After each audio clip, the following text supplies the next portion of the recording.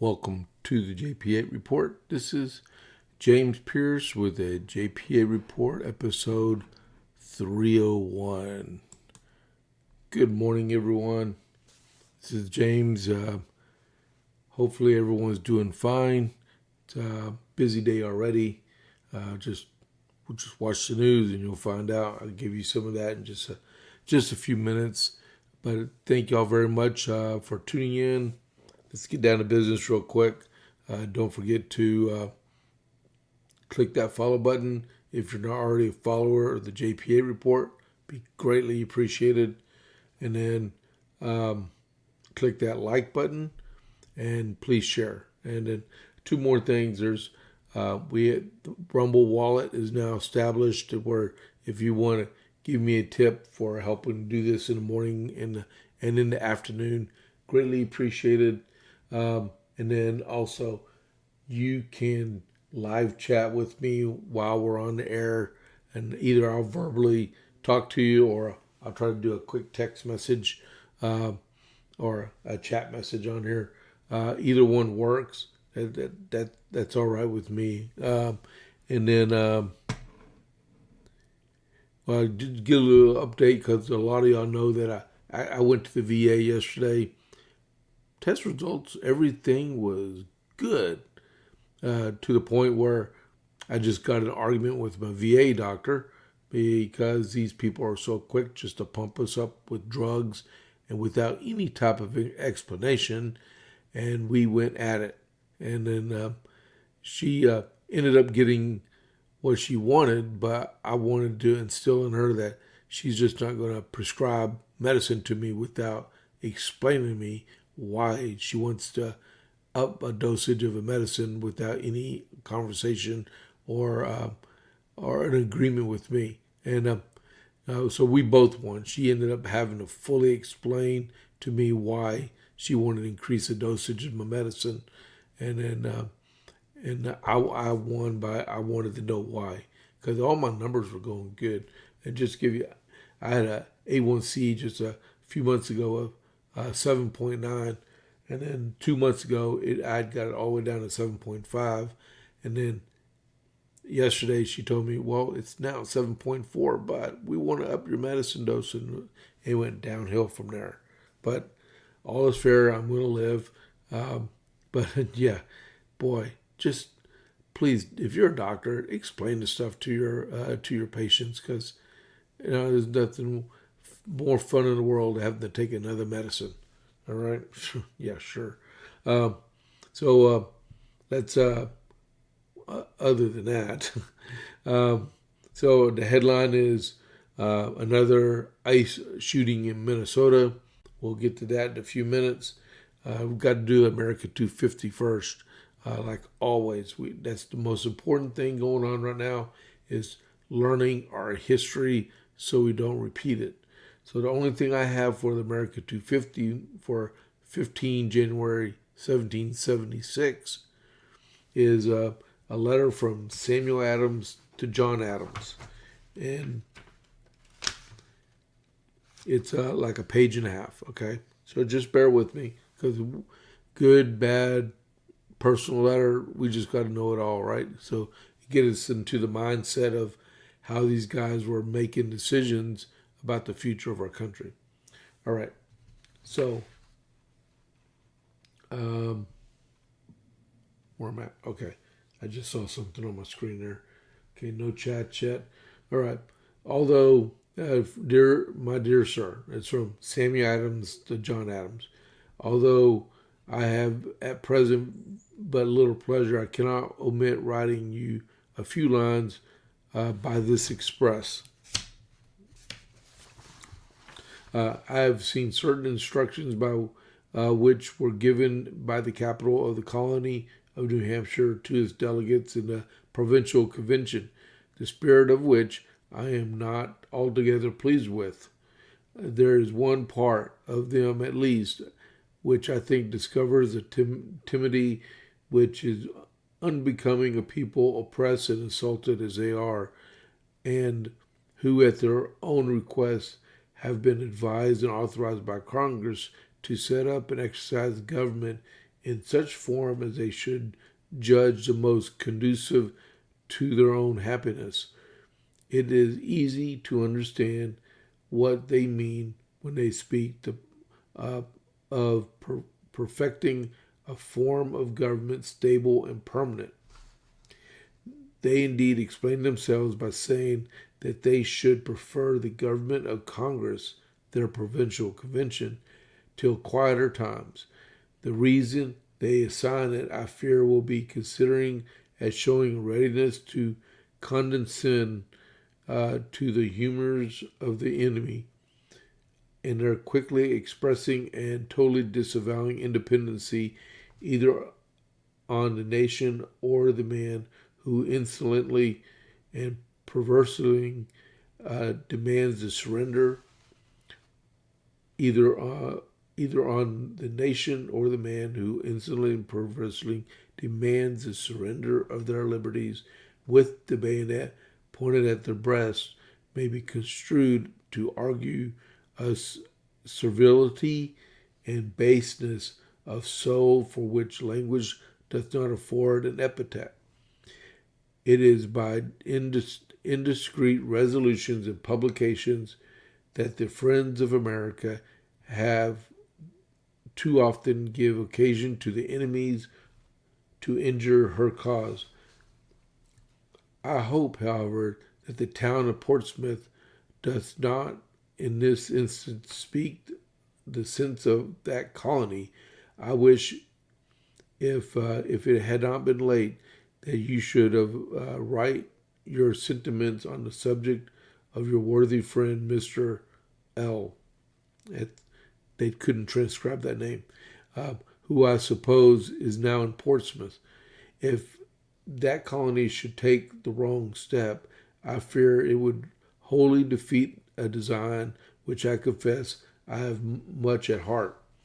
A motion was made in Congress the other day to the following purpose, that whereas we have been charged with aiming at independency, a committee should be appointed to explain to the people at large the principles and grounds of our opposition, and etc.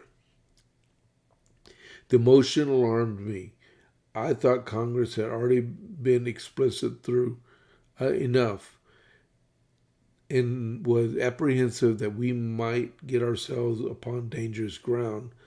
Some of us prevailed so far as the matter postponed, but could not prevent the assigning a day to consider it. I may perhaps have been wrong in opposing this motion, and I thought the rather to suspect it because of the majority of your colony as well as of the Congress were in a different opinion. I had lately some free conversation with an eminent gentleman whom you know well, and whom your Portia, that would be Mrs. Adams, in one of her letters admitted, if I recollect it right, for his expressive silence about a confederation, a matter which your much valued friend Colonel W. Is very solicitous to have completed. We agreed that it must soon be brought on, and that if we all in the colonies could not come into it, it had better be done by those of them that are inclined to it. I told him that I would endeavor to unite the New England colonies in confederating, if none of the rest would join in. He approved of it and said, if I succeed, he would cast his lot among us. And that was Samuel Adams. And then he added, he had another letter that was dated the 16th of January. So that would be tomorrow. So I might read this part tomorrow. All right. So lots of drama going on inside the Second Continental Congress. The day is Thursday. Yeah, the day is Thursday.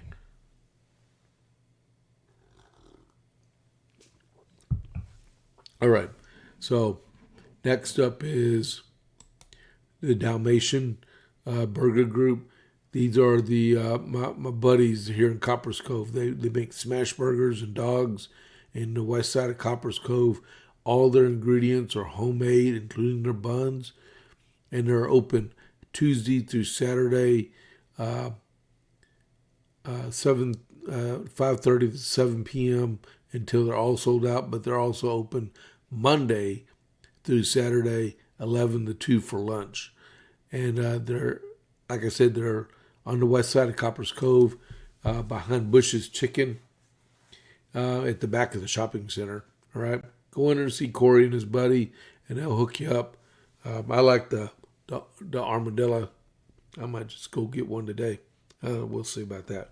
But so that's the.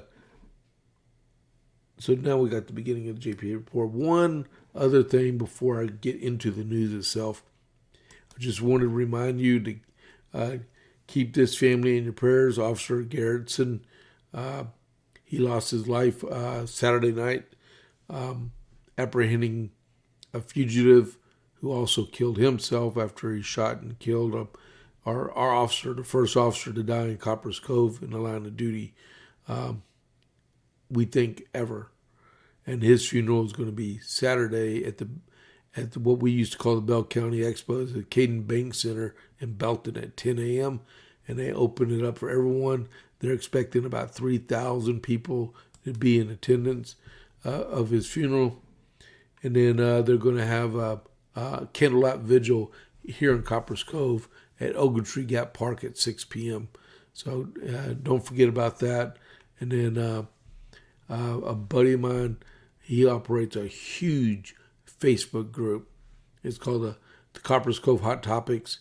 He lost his mom last night to a stroke, and we've known the Waters for years, and this is devastating to them. So keep them in your prayers also. All right. All right. So we'll get to the Supreme Court stuff in just a minute. The exiled legitimate president of Venezuela, who won the Nobel Peace Prize a couple weeks ago, Maria Machado, she will be at the White House this afternoon for lunch with the president, and she's supposed to be bringing her Nobel Peace Prize, and she was going to give it to the president because she said that he deserved it more than her. But it's a really nice gesture. I'm sure she's not going to give it the money, but that's okay. But the future of Venezuela is at hand. I got a couple of articles in here about Venezuela, but the U.S. signed off and secured a $500 million sale of oil for Venezuela yesterday. So the wheels are starting to churn, but this lady's going to come visit the White House this afternoon for lunch with the president. I completely forgot about that. But and that was early last week, I believe it was. She said that she was coming to the White House. But it's good. It's a done deal. It's going to happen. And she'll be up there for lunch. And then to start off issues, what are we doing on time? Okay. Let me get my stuff here right.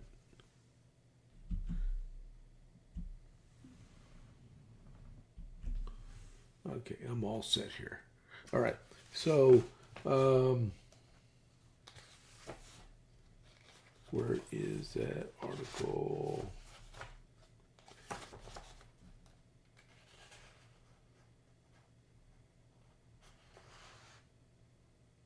Okay, cool. There we go.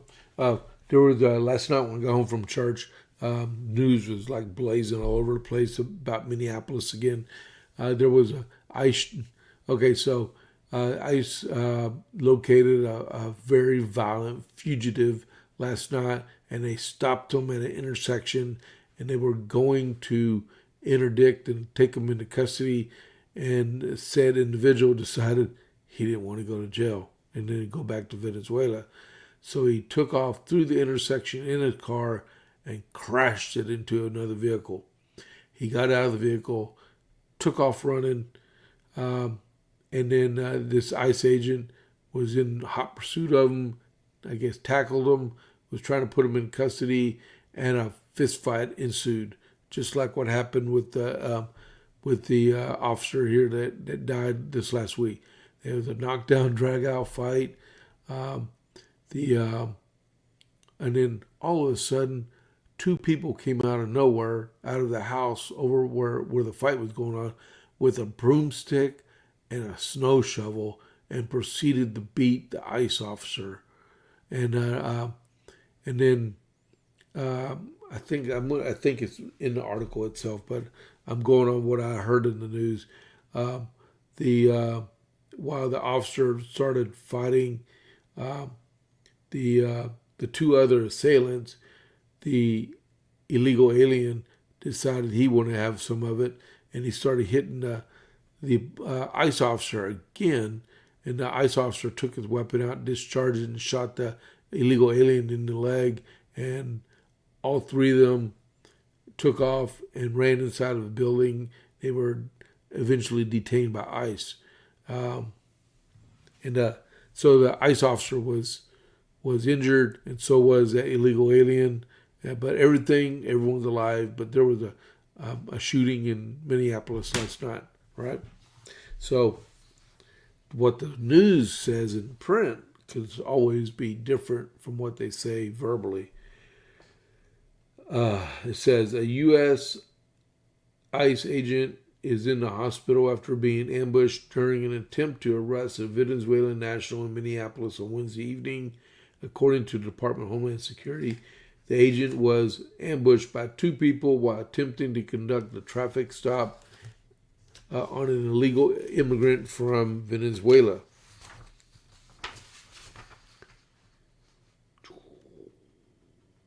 Adding that the agent fired his gun during an alleged attack because he was fearing for his life and safety. One Venezuelan suspect was shot, but is reported to be stable and is now in custody. Not during President Ottopen's presidency, but definitely during President Trump's presidency will that happen.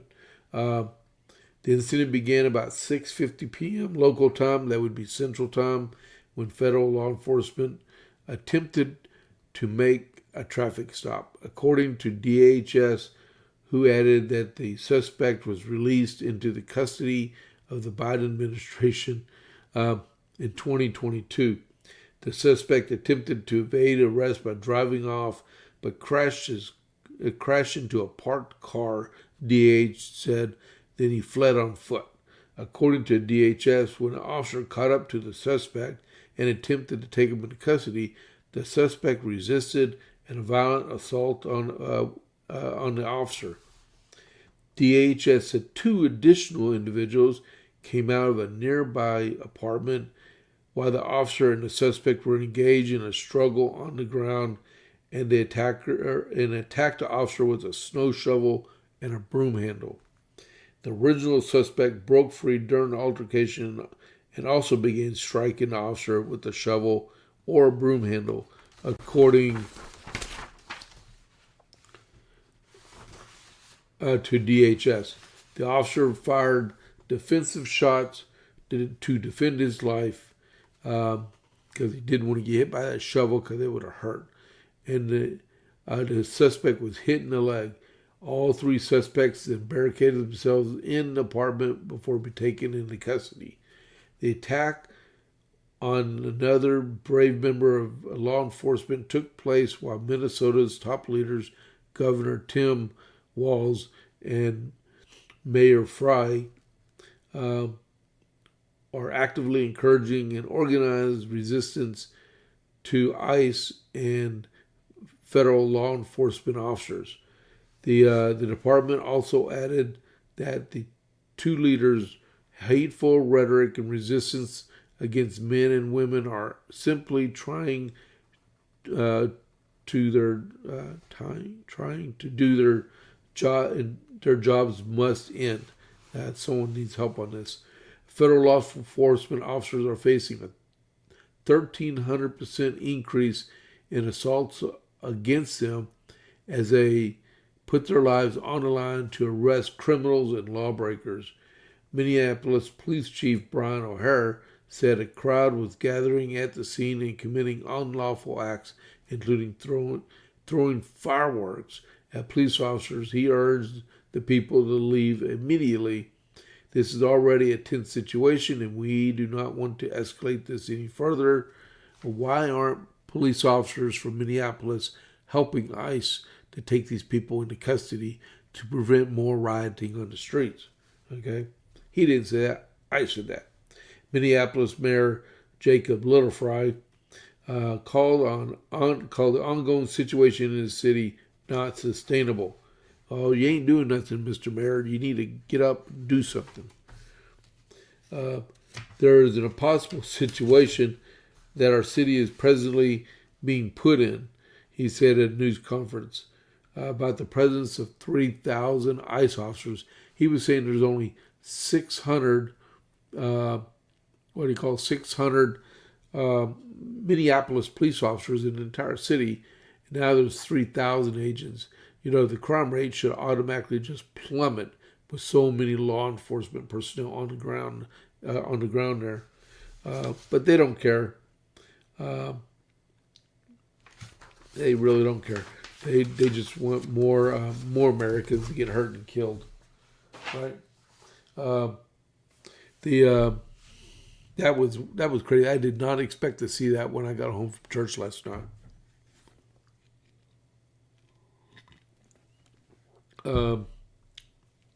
Now, this afternoon when I do the 12 p.m. Central JP8 report, there is an article in the Texas Scorecard I'm going to read that in San Antonio there was someone rammed an ICE vehicle with their vehicle, I guess yesterday or something. So it's not only happening in Minneapolis, it's happening in Texas still. I mean, people look at Texas, we're trying to get rid of all of our illegal aliens, but there are people actively resisting to prevent that from happening. All right. What are we looking like on time? We got 6:52. All right. So I'm going to escape most of the rest of it, I think. There was no tariff ruling at the Supreme Court yesterday. I mean, well, like I was joking with someone at the VA yesterday. No better way to get a whole bunch of reporters to show up at your location by suggesting there may be news coming out of their building. And when the time comes, the news that everybody wanted to hear didn't happen. There was 4 Supreme Court rulings yesterday. None of them dealt with the tariffs. And they were saying in SCOTUS blog yesterday, because I was reading it while it stopped and stuff like that, the longer it goes without a ruling in the tariffs case, the chances are that the president will win the case. So we will see. The next time the Supreme Court is going to be hearing arguments, or the SCOTUS blog going to be doing stuff, is on the 21st. That's 6 days from now. So, but there's been no suggested release of opinions by the Supreme Court, right? And then, you're right.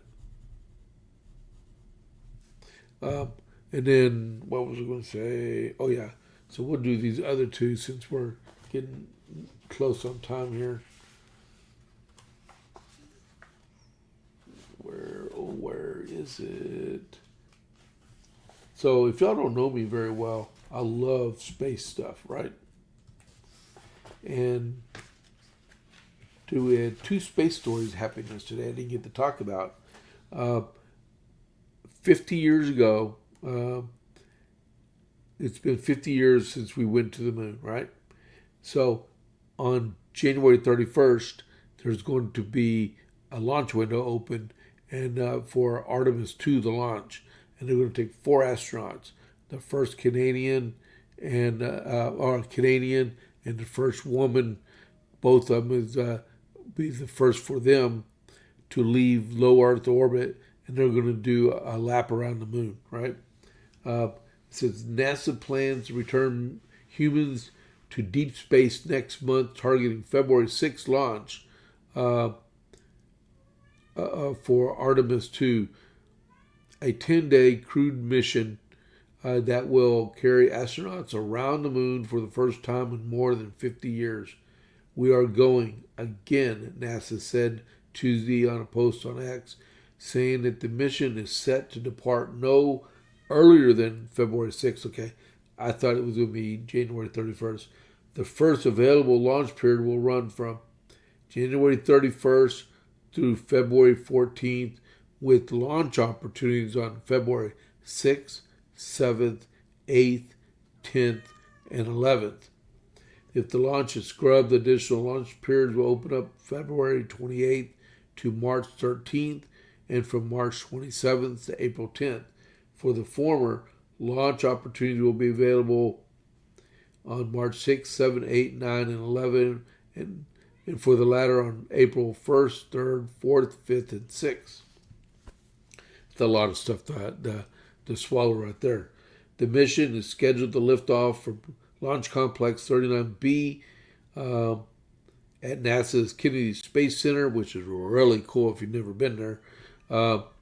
Aboard the Space Launch System, the most powerful rocket the agency has ever built, until spaceship gets operational.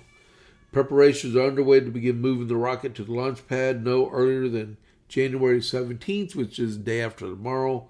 The move involves a 4-mile journey from the vehicle assembly building to Launch Pad 39 Bravo aboard the crawler transported to, a process expected to take up to 12 hours. That's slow. And we are moving closer to Artemis II with rollout just around the corner. Lori Glaze said, we have important steps remaining on our path to launch, and crew safety will remain a top priority at every turn. As we near humanity's return to the moon. This is really good news. The rocket is 322 feet tall. And then the astronauts are Reed Wiseman, Victor Glover, Christina Cook, and then the Canadian is Jeremy Hansen, making Artemis II the first lunar mission to include a Canadian astronaut and the first to carry a woman beyond low Earth orbit, like I was saying. After the launch, the astronauts are expected to spend about 2 days near Earth checking Orion systems before firing the spacecraft's European-built service module to begin the journey toward the moon. That maneuver will send the spacecraft on a 4-day trip around the far side of the moon. This is going to be awesome. Man, I'm so distracted. This is so cool. This is awesome. I cannot wait for this to happen. Man, because every time Elon Musk does spaceship, I put it on my TV and we watch it. It's awesome. And then Crew 11 that's on the ISS right now, they're coming home early because one of their astronauts is sick, and they didn't mention anything about it, but it returned last night, a month earlier than it was scheduled. But pray for that astronaut that's sick right now. All right, what time we got here? We are closing on. Okay, so let me close this out real quick. These are my socials, X and Facebook and ScrewTube, and on True Social. We're about to raid over to Chad Prather. Thank y'all very much for tuning in this morning. I will see y'all in about 5 more hours on the regular JP8 report. So let me initiate the raid while I'm signing off. We're going to Before the Noise with Chad Prather. confirm. The raid is about to happen in 12 seconds. So this is James Pierce with the JP8 report. I will catch you on the flip side. I am out. 3, 2, 1, and go.